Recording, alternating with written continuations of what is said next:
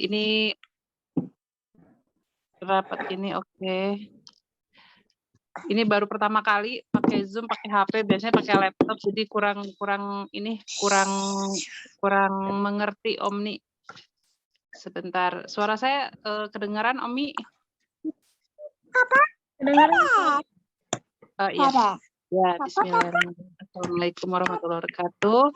Perkenalkan, nama saya Lani. Saya agen Alawis Bandung, Jawa Barat. Di Zoom meeting ini saya diminta Omi kiat-kiat apa aja memulai bisnis ya. Jujur saya tadinya adalah pegawai salah satu BUMN. Tapi saya resign di umur 31.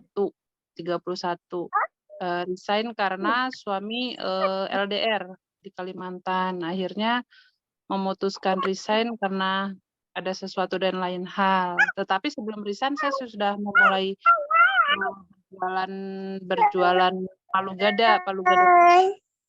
Apapun yang bisa saya jual, saya jual.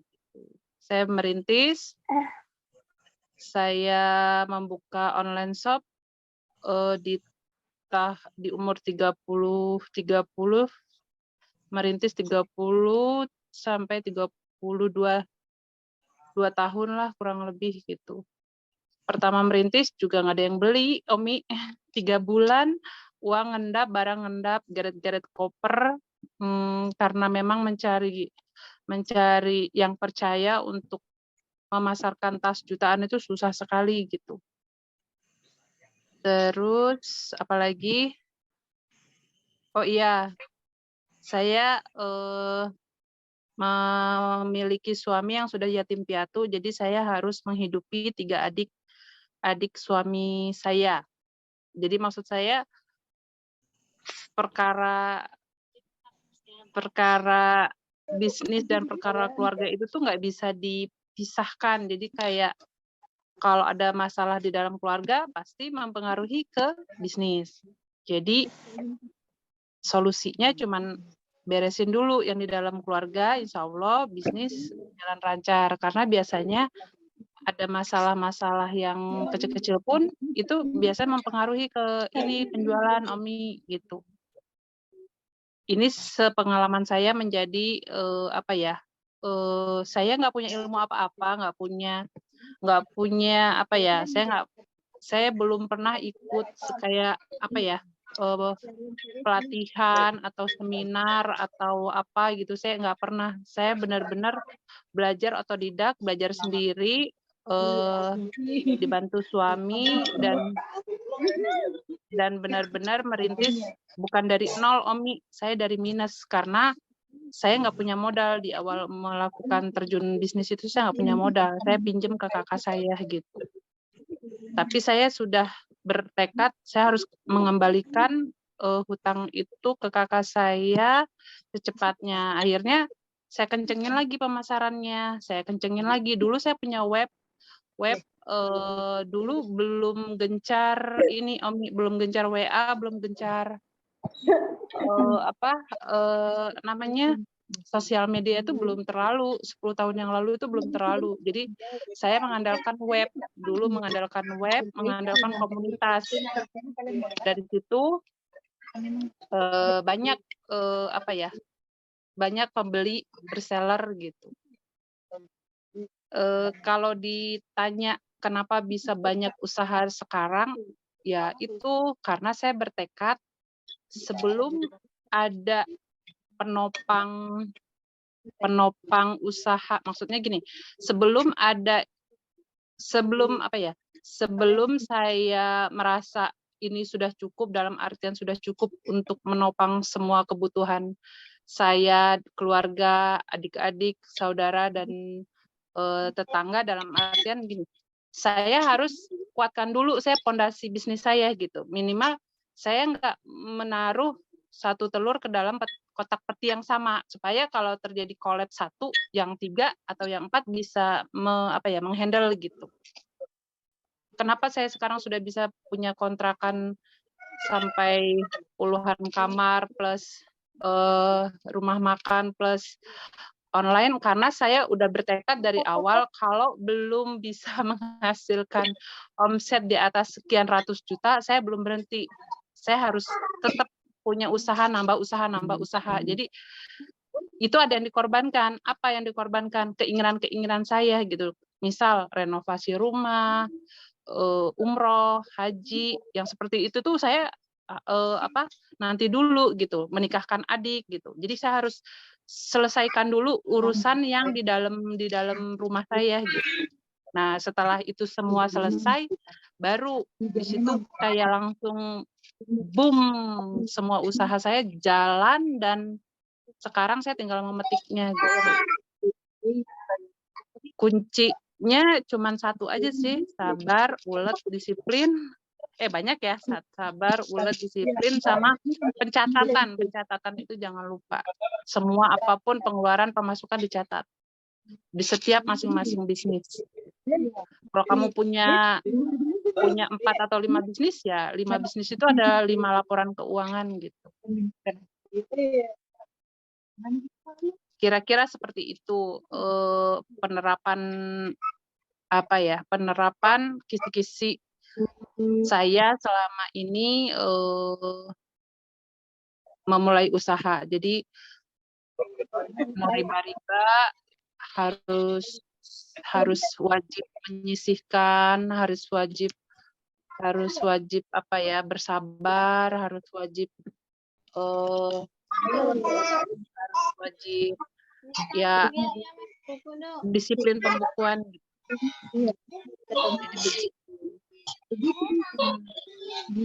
Jadi kalau ditanya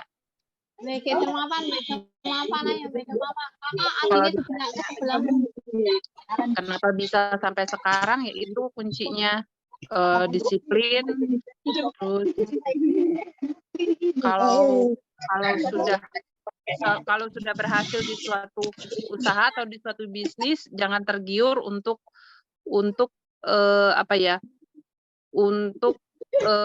misal konsumtif, dalam artian gini, beli ini, jangan. Jadi kembangkan dulu, kuatkan dulu di bisnis satu, terus bangun lagi bisnis kedua, bangun lagi bisnis ketiga, bangun lagi bisnis keempat, baru setelah semua ini sudah bisa dilepas, semua ini sudah settle, baru setelah itu boleh kita menikmati hasil dari beberapa bisnis kita itu gitu. Ya kuncinya gitu aja gitu, Omi. Kira-kira ada yang mau ditanyakan supaya saya nggak grogi? Ini saya grogi banget masalahnya, Omi.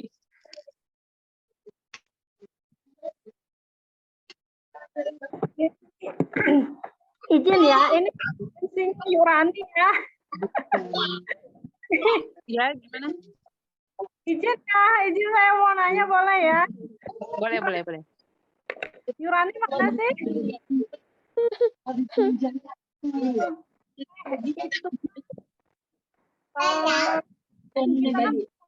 Kan pasti mau menikmati untungnya juga kan ya, Teh? Gimana? Kan kita mau menikmati hasilnya juga ya. Oh iya. Nah, itu cara Teteh mengambil untung untuk pribadi atau haji itu gimana? Oh, mengambil untung pribadi. Jadi, oh iya.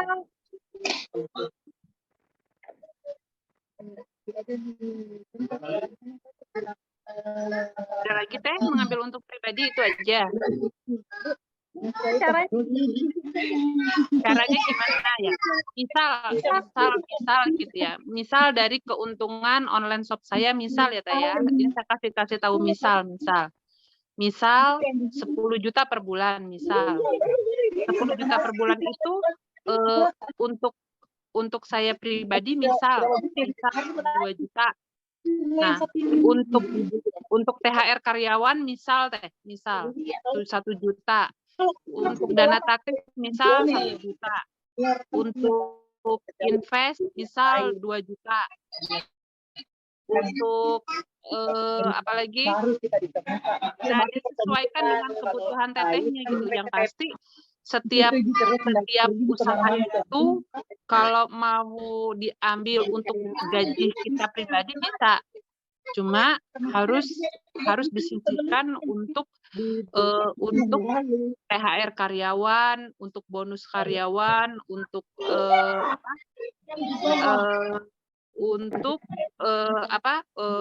tabungan sama untuk dana taktis gitu. Jadi dari 10 juta itu dipecah-pecah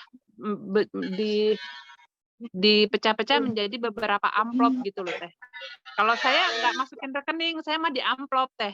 Jadi nggak saya di amplop dalam dompet saya ikat-ikat gitu, saya tulis gitu di kertasnya itu saya tulis gitu. Jadi misal untuk nabung haji misal 500.000 misal gitu. Ada semua, jadi tergantung kebutuhan kita Teh. Asal hutang-hutang kita memang sudah lunas. Kalau memang ada hutang yang belum terbayarkan, memang prioritas harus hutang dulu gitu. Karena setiap memulai usaha yang menghambat ini sepengalaman saya pribadi ya. Kalau ada hutang atau kewajiban kita yang belum selesai itu kayaknya itu tuh kayak nggak afdol gitu, kayak nggak ngerasa nggak berkah gitu. Jadi saya benar-benar fokuskan kalau sudah ada hutang, ya yang kewajiban yang pertama itu saya harus tunaikan. Jadi saya nggak ada tabungan dulu, harus saya tunaikan yang hutang dulu gitu. Gitu ceritanya. Jadi selama punya penghasilan besar pun saya nggak semena-mena mengambil uang di dalam di dalam rekening karena saya ada izin juga ke suami. Saya ngambil untuk ini, untuk misal untuk untuk kebutuhan saya gitu. Saya akan bilang gitu. Jadi walaupun saya memiliki penghasilan sendiri tetap saya punya punya aturan bahwa setiap keberkahan dalam usaha saya pasti di situ ada ridho dari suami gitu. Begitu, Teh. Tadi Omi yang nanya atau siapa yang nanya ya?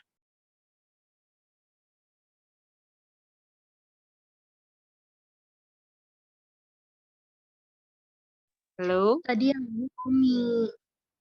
Omi ya? Iya, Teh. Lanjut, Teh. Iya, boleh. Ini sama Teh Ning? Iya, betul, Teh. Iya, Teh Ning. Teh Ning akhirnya ketemu di Zoom ya. Ya Allah. Lanjut, Teh. Iya. Lanjut ya.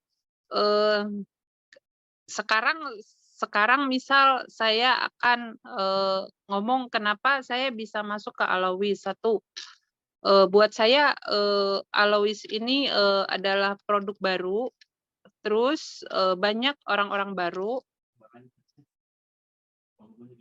Oh gitu. Banyak orang-orang baru,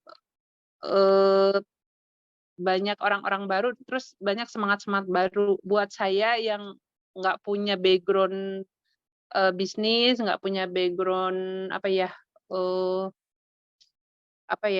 kayak orang-orang tuh kayak seminar atau apa gitu. Saya benar-benar buta gitu. Saya tuh ibu rumah tangga pure terjun ke dunia bisnis online plus offline gitu. Akhirnya saya belajar dari pengalaman, belajar dari otodidak, belajar dari di lapangan gitu. Jadi nggak ada ilmu-ilmu yang ibaratnya yang harus harus belajar sekolah gitu nggak ada. Saya benar-benar belajar sendiri, belajar kalaupun nanti suka jatuh dalam artian rugi atau itu ya saya akan introspeksi diri gitu. Dalam artian ini kenapa bisa begini, ini kenapa bisa begitu. Karena jujur aja bertahan. Apalagi yang corona kemarin itu ya Allah, Masya Allah itu benar-benar teguran itu dari Allah. Saya nggak nyangka bakal impact-nya sebegitu besar buat semua aspek bisnis di seantero dunia ini gitu. Dan alhamdulillah syukurillah karena memang saya nggak punya cicilan, nggak punya hutang ya, jadi memang tidak ada pemasukan. Tapi saya punya aset. Dari aset itu saya menggaji karyawan saya, walaupun tidak ada yang saya pecat, satupun tidak ada yang saya pecat, tapi tetap saya gaji, Omi, gitu. Jadi ya resiko kita punya karyawan itu seperti itu. Total kurang lebih waktu corona itu 13 karyawan saya yang harus saya gaji gitu. Dan kalaupun mereka nggak digaji kasihan karena nanti mereka makannya dari mana gitu. Karena warung makan tutup, ibaratnya online tutup, pabrik tutup, apalagi yang tutup kontrakan nggak ada, ya kontrakan nggak serame dari biasa, cuma ada setengahnya gitu. Jadi benar-benar collab gitu. Cuman alhamdulillah syukurillah kita punya aset yang bisa dijual gitu. Jadi saya ngejual 1 mobil yang untuk operasional selama Covid kemarin gitu. Ada pelajaran di situ bahwa memang kita, nggak bisa terlalu berharap sama manusia, bener-bener ini saya salah, astagfirullahaladzim.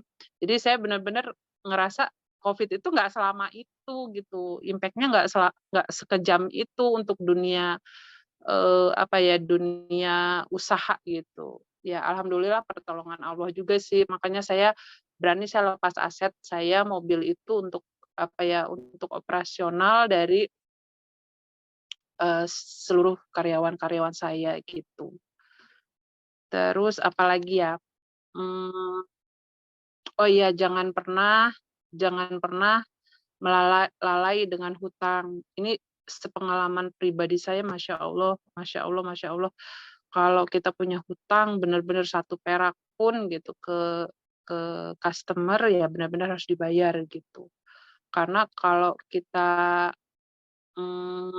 menunda-nunda, bahkan kita, sepele gitu ya, tapi itu benar-benar mempengaruhi gitu keberkahan, bahkan, kelancaran setiap usaha kita. Kalau kita udah tenang, kewajiban kita sebagai, sebagai owner sudah dilaksanakan semua, udah dikeluarkan semua, insya Allah sisanya itu tuh benar-benar nikmat dapatnya gitu.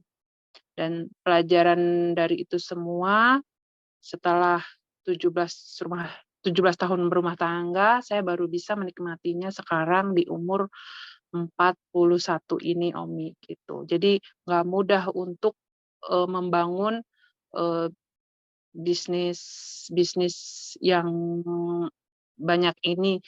Eee, saya punya bisnis yang terakhir, Omi, saya, frozen food gitu, toko frozen food gitu. Jadi, eee, 1, tas kulit, yang kedua, rumah makan, yang ketiga kontrakan sama, kayak pondok pondok gitu, kontrakan ada, pondok pondok kayak pondok kayak 1 rumah tapi disewakan gitu. Terus ya Alois ini terakhir frozen food. Jadi total bidang usaha yang saya ayomi, yang saya pegang sekarang kurang lebih ada 6 usaha gitu. Jadi dan itu semua pembukuannya ada dan harus dipisah gitu. Kalau nggak dipisah bakal bakal bakal nggak bener gitu. Kita nggak bisa ngelihat grafik, Jadi kenaikan atau tadi perkenalannya cuma 3 disebutkan. iya, 6 cuma 3, saya Omi. Saya belum ngomong sebenarnya. Cuman intinya, Omi, saya sekarang punya 6 usaha ini, berkat gini loh, Omi, saya nggak mau bebelian dulu, saya nggak mau beli furniture, saya nggak mau renov rumah, saya nggak mau apa-apa, saya pingin, cuman punya usaha yang bisa nanti, yang udah bisa saya lepas. Dan alhamdulillah wa syukurillah semua usaha saya sudah saya, remote gitu. Jadi kalaupun usahanya di mana pun, karena saya sudah saya taruh orang-orang tangan kanan saya gitu, Omi, yang memegang keuangan, yang memegang pembelanjaan. Jadi saya cuma terima bersihnya aja. Rumah makan saya terima bersih, kontrakan saya terima bersih, dan itu semuanya tuh saya kendalikan dari grup-grup WA aja gitu, Omi. Jadi saya nggak harus capek ngecek satu-satu, saya nggak. Karena saya cek itu paling saya otodidak aja gitu. Otodidak maksudnya supaya kalau saya rencanakan takutnya mereka kan rapi-rapi, bersih-bersih atau apa gitu. Kalau saya otodidak, insya Allah nggak apa ya, ya banyak banyak banyak yang bisa saya lihat langsung gitu, nggak kayak dibuat-buat. Ya untuk tadi pengaturannya Ibu can iya. Oh, udah ya. Jadi kalau mau tanya bilang apa sih kenapa bisa jadi 6 ya itu karena niat saya punya usaha tidak di dalam satu, maksudnya tuh gini loh, tidak dalam satu jenis. Saya harus misal di fashion ada, di makanan ada, di investasi ada gitu loh, Omi. Jadi kalau terjadi sesuatu masalah misal di tasnya, nanti saya bisa dapatnya dari rumah makannya, bisa dapatnya dari kontrakannya, dari pondoknya gitu, Omi. Jadi nggak tahu ini pikiran saya aja karena saya merasa buat saya apa ya, kayak seru aja gitu punya semua bisnis, tapi kamu pingin ini udah ada, kamu pingin ini udah ada gitu. Jadi kayak memacu saya untuk bertambah apa ya, tambah semangat gitu. Ya. Terus kalau menurut saya juga, Omi, ya, keberhasilan suatu bisnis itu bukan seberapa kaya, seberapa banyak, seberapa apapun, bukan. Buat saya ini pribadi. Karena sampai detik saat ini pun saya belum berani merenov rumah ya. Karena buat saya merenov rumah itu tuh uangnya itu bakal ngendap di dalam rumah. Kalau jiwa bisnis saya itu, maaf Omi, uang 100 juta itu bakal beda kalau saya investasikan ke frozen food gitu. Kalau udah nemplok ke rumah 100 juta itu tuh ya udah, dia cuma bisa dilihat doang, nggak bisa menghasilkan. Nah, itu jiwa saya seperti itu. Jadi kadang orang tuh malah ngomong gini, rumah kamu lebih bagus dari reseller-resellermu, rumah kamu lebih bagus dari ART-mu gitu. Saya mah cuek aja karena memang saya nggak punya passion. Maksudnya tuh saya nggak pingin apa ya, uang 100 juta atau 200 juta saya itu tuh nempel di rumah tapi nggak jadi apa-apa gitu. Ya. Saya pingin beresin dulu semua usaha saya, dikuatin dulu manajemennya, keuangannya, pembukuannya, sesudah semua udah beres, sudah kuat, udah bagus, baru saya berani sedikit-sedikit saya ngerenov rumah gitu. Kayak dapur dulu gitu. Nanti sesudah dapur kamar mandi dulu gitu. Jadi buat saya itu sayang gitu kalau uang yang besar itu nemplok ke rumah itu buat saya sayang. Selagi rumahnya masih aman ya, bisa untuk berteduh, bisa untuk apa ya, tidak kehujanan, udah cukup itu buat saya gitu. Mau ada embel-embel bolong lah, apalah nggak saya peduliin, saya cuekin gitu karena sayang uangnya kalau udah nemplok ke rumah. Karena jiwa bisnis itu kalau udah ngelihat uang harus kembangkan lagi. Nah, terus setelah kita ini banyak omsetnya seperti ini, kita ini manfaatnya di chat ya. Kelihatan nggak Teh? Ada yang nanya tadi di kolom chat. Bentar. Coba Teh. Ini kata Juju 10 menit lagi Zoom-nya selesai. Nanti kita masuk lagi buat nyambung ya. Karena dibatasi kan sama itunya. Sama sistem. Oh iya. Coba. Yang mau boleh oke, biar masuk oke. Assalamualaikum benar oke, maaf oke, Mbak Ning. Oke. Yang terakhir tadi ada tuh. Maaf, materi selesai. Oke, Teh boleh contoh pembukuan. Nah, contoh pembukuan misalnya kayak gini. Kalau siapkan tulisnya. ya boleh. Kalau Biar untuk yang pemula ini ya, untuk yang pemula, pembukaan pemula itu seperti kayak gini. Total omset berapa, laba berapa, terus nanti misalkan ketemu itu Omni labanya dari semua pengeluaran yang ada di setiap bisnis itu, misal beli plastik. Kalau online tuh beli plastik, beli lakban, beli ini nih, udah ini. Laba bersih net, misal nih 20 juta. Nah, ini nih nggak usah capek-capek, Omi. Nanti masukin aja ke dalam, kalau nggak punya laptop nggak masalah, nggak punya ini nggak masalah. Di buku kecil, buku pocket juga nggak apa-apa. Ini 20 juta ini mau pinginnya untuk apa gitu. Misal untuk ngegaji diri sendiri, misal 5 juta misal. Tapi benar-benar harus THR karyawan jangan lupa, dana taktis jangan lupa, jakatnya jangan lupa, terus sedekahnya jangan lupa. Saya kadang banyak orang yang nggak sesuai dengan keinginan kebutuhan kita. Maksudnya gini, mungkin ada di satu sisi orang lain ada yang nggak diambil, Omi. Untuk pribadinya nggak diambil, dimasukin lagi ke dalam investasi untuk ngegedein lagi bisnisnya. Yang tadinya modalnya cuma 100 juta, dia naikin lagi ke angka 200 juta. Udahlah, untungnya nggak saya ambil, saya masukin aja lagi gitu. Nah, jadi itu tergantung dari kita. Tapi intinya pembukuan sederhana saya itu jangan sampai kamu terlena dari laba itu, apa ya namanya, kamu lebih banyak konsumtif daripada untuk pengembangan bisnis kamu. Nah, itu yang nggak bisa banget di dalam bisnis. Kalau mau punya banyak bisnis itu nggak bisa. Jadi itu benar-benar harus nahan-nahan, harus puasa lah ibaratnya. Kamu pingin punya usaha banyak, tapi kamu nggak pingin nabung, ya susah gitu. Kamu pingin usaha banyak, tapi kamu nggak pingin ikhtiar naikin omset, ya susah.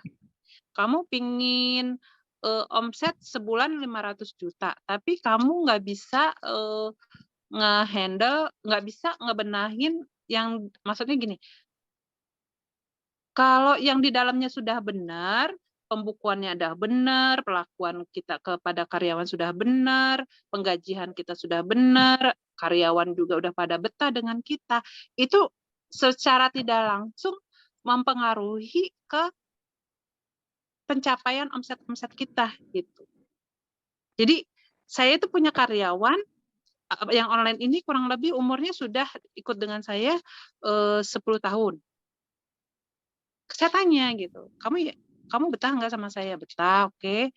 Gimana dengan sistem pengajian, pembonusan? Oke, cocok teh ini. Jadi kalau saya orangnya, yang saya buat kaya itu bukan saya pribadi, semua karyawan itu saya sejahterakan dulu gitu. Jadi di dalamnya dulu dibenahi, dibahagiakan, insya Allah kalau udah dibenahi, udah dibahagiakan, udah dicukupkan, ya udah, itu omset itu kita nggak usah minta sama Allah, itu tuh udah kayak udah ngucur aja dikasih, jadi kayak air aja gitu. Jadi itu prinsip saya, karyawan yang keluar masuk. Jadi semuanya betah, alhamdulillah wasyukurillah gitu. Karyawan warung itu dari mantan ART saya, janda-janda yang ditinggal suaminya, yang dia single parent, yang dia suaminya buta, yang ya pokoknya banyak background yang kita nggak bisa kita jadikan alasan tidak untuk menaikkan omset gitu. Lika-liku yang paling banyak bermasalah adalah di warung makan. Karena warung makan ini kalau bisa dibilang itu kayak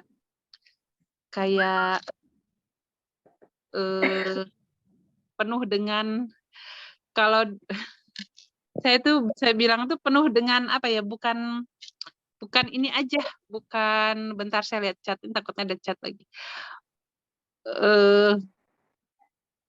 Bukan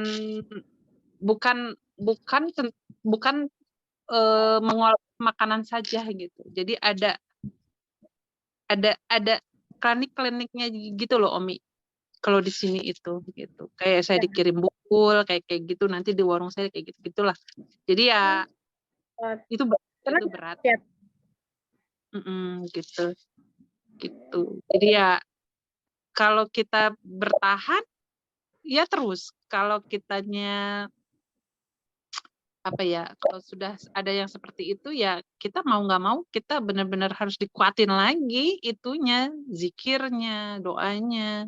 Sebelum buka warung itu benar-benar harus di briefing dulu ini karyawannya, baca dulu ayat kursi, baca dulu ya kayak gitulah yang di luar nalar kita tapi ya ada gitu.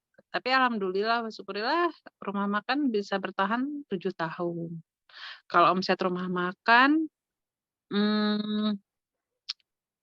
kalau omset rumah makan saya bisa bilang karyawan ada 8, omset sehari kurang lebih 5 juta sehari.